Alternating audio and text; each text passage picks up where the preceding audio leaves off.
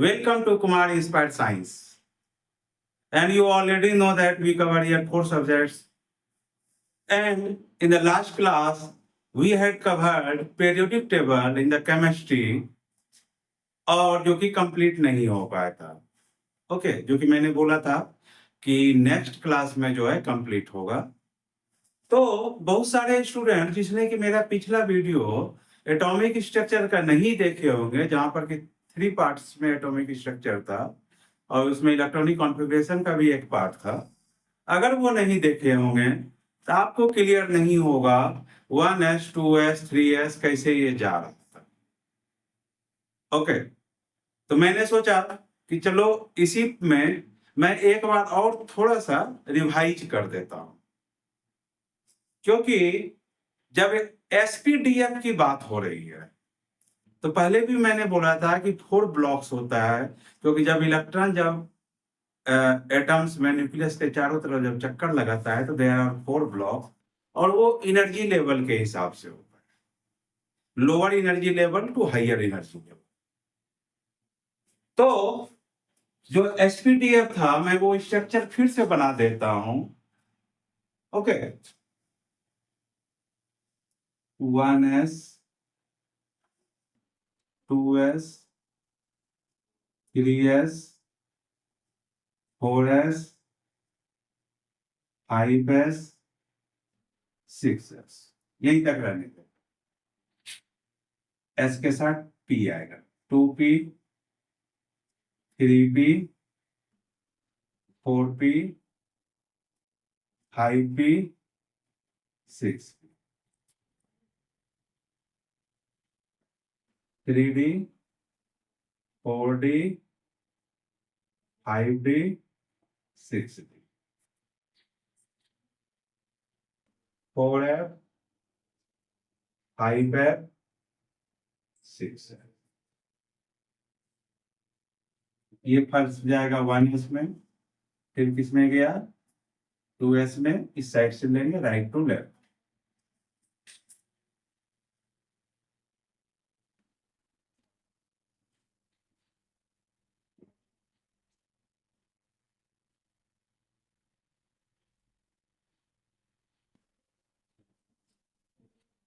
Okay, तो ये मेरा स्ट्रक्चर है जो कि ये आपको हर समय जब भी आप स्टडी टाइम में रहेंगे या स्टडी के बाद भी ये आपको नॉलेज होना चाहिए कैसे ये बनाते हैं. और इसी में हम लोग देखेंगे highest lowest energy level to highest energy level कैसे जा रहा है. तो फर्स्ट हम क्या देख रहे हैं, 1s में जा रहा है, राइट. 1s इससे हाईएस्ट एनर्जी लेवल क्या हो गया, उसके बाद किस में जाएगा 2s. 2s में जा रहा है, 2s के बाद किस में जा रहा है 2p में, 2p 2p के बाद 3s 3s 3s के बाद 3p 3p के बाद 4s. ओके, 4s उसके बाद 4s के बाद जा रहा है 3d में, राइट. 3d के बाद आ गया 4p, क्योंकि राइट टू लेफ्ट है. 4p 4p के बाद 5s 5s के बाद 4d 4d के बाद 5p 5p के बाद 6s. तो यहीं तक रहने देते हैं. ओके, तो इसका मतलब मैंने जो साइन जो दिया है, तो जो लोवेस्ट एनर्जी लेवल है वो 1s है, उसके बाद उससे हाइयर जाएंगे तो 2s है, 2s से हाइयर 2p, फिर 3s 3p, इस तरह. तो अगर ये स्ट्रक्चर याद रहेगा सब दिन तो जो है कभी भी ये प्रॉब्लम नहीं होगी. ओके, ये तो हुआ इलेक्ट्रॉनिक कॉन्फ़िगरेशन, ये सिर्फ रिमाइंड करना था. बाकी जो है मेरे उस वीडियो में बना हुआ है ऑलरेडी. तो हम लोग जो है पीरियोडिक टेबल देख रहे हैं. पीरियोडिक टेबल आप लोग जानते ही हैं, systematically arrangement of elements, systematically arrangement. Systematically कहने की बात जब होती है, उसमें होते हैं, अभी जब हम लोग पीरियोडिक टेबल देख लेंगे, समझ लेंगे, तो फिर हम लोग समझेंगे कि बहुत सारे प्रॉपर्टी, जैसे आयनाइजेशन पोटेंशियल, इलेक्ट्रोनेगेटिविटी क्या होता है, इलेक्ट्रॉन अफिनिटी ये क्या होता है, ये सारे चीज जो है पीरियोडिक टेबल से एक साथ देख सकते हैं। क्योंकि दुनिया में जो है 118 एलिमेंट जो है, हम लोग जो है उसको अलग अलग याद नहीं, रिमाइंड नहीं कर सकते हैं, लेकिन अगर सेम ग्रुप में रहेगा उसके प्रॉपर्टीज भी जो है सेम रहता है। यही रीजन है हम लोग जो है पीरियोडिक टेबल पर फोकस करते हैं।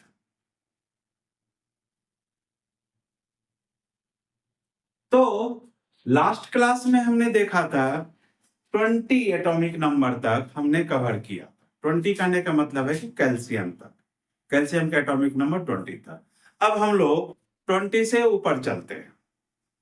20 से जब ऊपर चलते हैं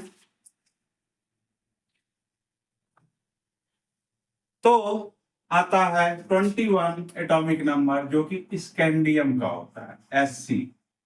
Sc का कितना होता है 21। इसका इलेक्ट्रॉनिक कॉन्फ़िगरेशन करते हैं इसी बेसिस पर। फर्स्ट क्या है 1s, तो 1s में s में कितना जाएगा 2 electron, right. 2s2, 2p6, 3s2, 3p6, 4s2, ये कितने हो गए 10, 10, 20। तो लास्ट 1 इलेक्ट्रॉन बचा, जो कि किस में जाएगा 3d में।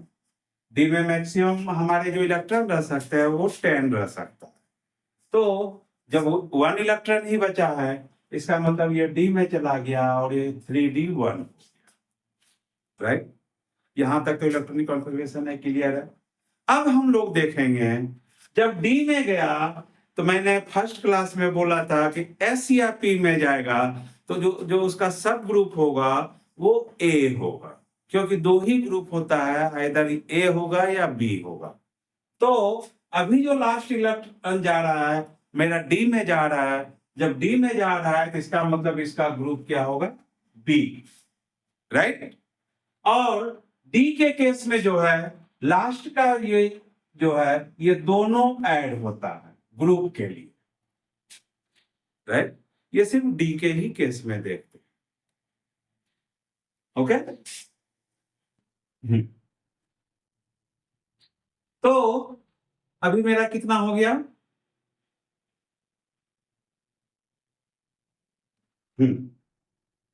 तो लास्ट का कितने हो गए टोटल 3 इलेक्ट्रॉन। 4s में 2 इलेक्ट्रॉन्स और डी में 1 इलेक्ट्रॉन। इसका मतलब इसका जो ग्रुप जो हो गया वो हो गया थर्ड, राइट। और सब ग्रुप मेरा हो गया बी, ये चला गया बी ए हो। अब पीरियड हमारा क्या हो गया, पीरियड में तो हम नंबर देखते थे कि कौन से वाले नंबर है, 2s है, 3 चला गया, ये लास्ट जो गया, लास्ट से हमें इससे मतलब नहीं है, जो 4s है मैक्सिमम, मीन्स इसका जो पीरियड होगा वो कितने होंगे, ओके। फोर्थ पीरियड और थर्ड बी में जो है हमारा स्कैंडियम है, राइट। अब स्कैंडियम के बाद आते हैं हम लोग टाइटेनियम। टाइटेनियम, टाइटेनियम का कितना होता है 22, राइट। जब ये 22 आता है इसका मतलब है कि यहाँ ये 4s2 तक तो 20 हो गया ही है, हमारा ऑलरेडी हो गया है। इस बार डी में कितना इलेक्ट्रॉन जाएगा तब 1 इलेक्ट्रॉन और, मतलब D2 हो जाएगा, राइट। लास्ट में अगर देखते हैं तो 4s2 और 3d2, इसमें कितने हो गए 4 इलेक्ट्रॉन हो गए, क्योंकि इसमें तो डी के केस में जो है ये दोनों ऐड हो गए। जब दोनों ऐड होगा इसका जो ग्रुप हो गया वो हो गया 4b, और पीरियड जो है इसका 4 ही रहा, ओके। पीरियड जो है 4 ही रह गया। यहां तक क्लियर हो गया होगा, क्योंकि हम लोग जो है फोर्थ ग्रुप और फोर्थ पीरियड जो है कंप्लीट देखेंगे, उसके बाद डिस्कस करेंगे पीरियोडिक टेबल के कैरेक्टर्स को, राइट। अब ये हो गया टाइटेनियम। टाइटेनियम के बाद हो गया वेनेडियम भी। वेनेडियम के कितने होते हैं? 23। जब 23 होते हैं इसका मतलब इसमें कितना हो जाएगा? डी में 3 हो जाएगा, 4s2 और 3d3। मतलब इसका जो ग्रुप हो गया वो हो गया 5th ग्रुप Mb, राइट। और मेरा पीरियड जो है वो 4 ही रह गया। क्लियर है? अब आते हैं हम लोग क्रोमियम Cr24। इसमें क्या होगा?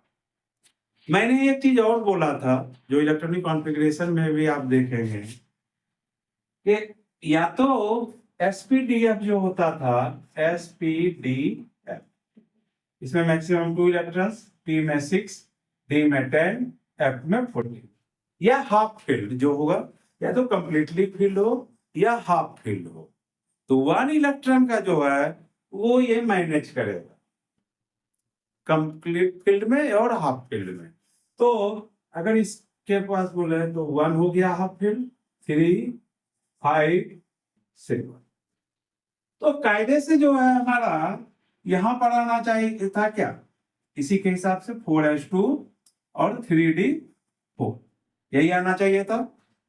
लेकिन जब d है तो d के केस में अभी इधर 10 होगा या 5 होगा। ये क्या करेगा? ये जो है d को 5 इलेक्ट्रॉन्स हो जाएगा और s को जो है 1 इलेक्ट्रॉन हो जाएगा। ये बगल वाले से d जो है ले लेगा। अब ये जो हो गया ये हाफ फील्ड हो गया। इसलिए क्रोमियम के केस में जब चलेंगे तो जो है 4s पर 1 इलेक्ट्रॉन, d पर 5 इलेक्ट्रॉन। क्लियर है यहां तक? तो इसके अब कितने हो गए? ग्रुप हमारा हो गया 6, 5 1 6 और सारे जो है बी ही चलता है, राइट।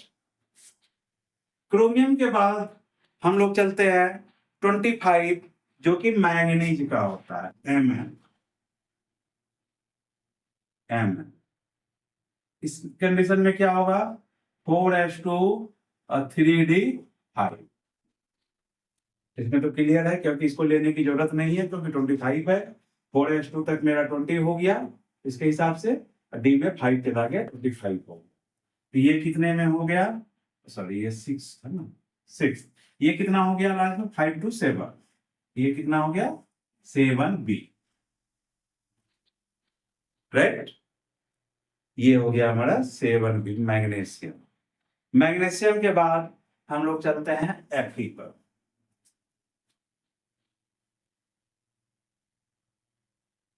इसको रिमूव कर देते हैं और ये सिर्फ स्कैंडियम रहने देते हैं।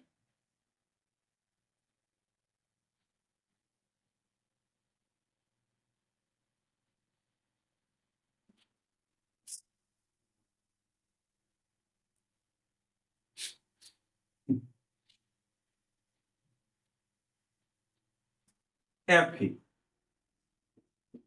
Fe हमारा कितना हो गया? Atomic number 26, right. Fe का एटॉमिक नंबर 26 और ये जो है कितना हो गया? 4s2, लास्ट में 4s2 और 3d6, 24s2 तक, डी में 6 इलेक्ट्रॉन। इसमें कितने हो गए? 8 इलेक्ट्रॉन हो गया, 6 और 2 8। ये कितना हो गया था? 8d, right. उसी तरह हम लोग आयरन हो गया ये, उसके बाद हो गया हमारा निकेल हो गया, राइट। निकेल का 27 और निकेल के बाद जो है 27 तो कोबाल्ट का हो गया, निकेल का 28 हो गया और कॉपर का जो है 29 हो गया। कॉपर 29, उसके बाद जिंक चला जाएगा 30 के बाद जो है गैलियम आता है 31, ओके। गैलियम आएगा 31। गैलियम के बाद जर्मेनियम Ge, ओके। जर्मेनियम के बाद जो है आर्सेनिक आएगा, आर्सेनिक के बाद सेलेनियम आएगा, सेलेनियम के बाद जो है ब्रोमीन आएगा 35।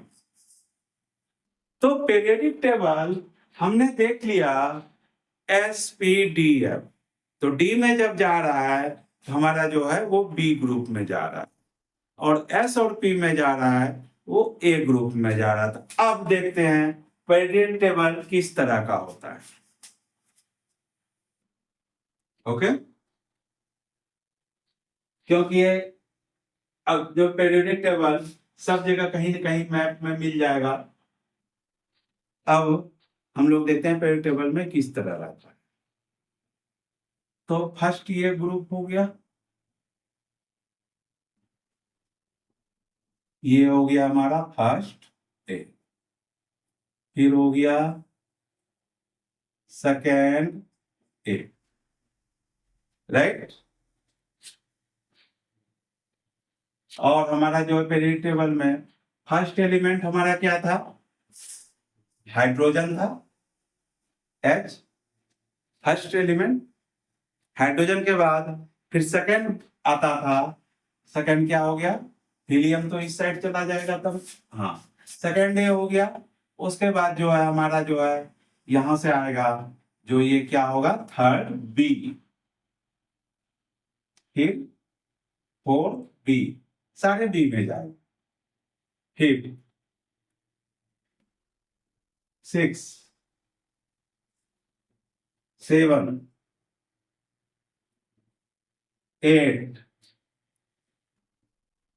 9 8 9 10 11 12।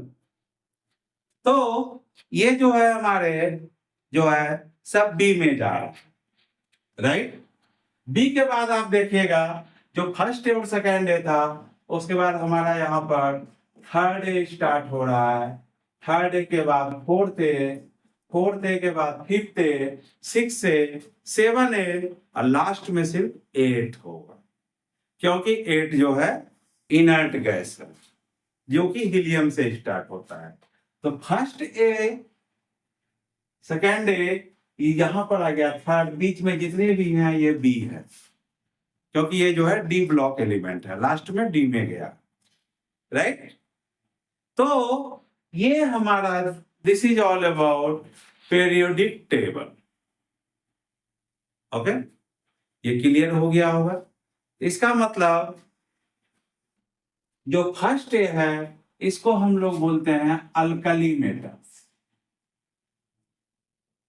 Alkali metals. तो हाइड्रोजन हो गया, हाइड्रोजन के बाद क्या होगा हमारा, लिथियम। ओके, लिथियम के बाद क्या हो गया, सोडियम, सोडियम के बाद potassium, hydrogen, lithium, sodium, potassium, rubidium RB, फिर हमारा हो गया सीजियम, और फिर हो गया हमारे फ्रांसियम, राइट। ये हो गया फर्स्ट ए। सेकेंड ए में चलते हैं तो बेरालियम सेकेंड पीरियड में जाएगा, क्योंकि फर्स्ट में सिर्फ हाइड्रोजन है, और इस साइड हमारा जो है 8 ग्रुप अगर जाते हैं तो वहां पर जो है हीलियम, राइट। अब इसमें जो है बेरालियम, मैग्नीशियम, कैल्शियम, स्ट्रोंशियम, ऐसा स्ट्रोंशियम, बेरियम और रेडियम आगे।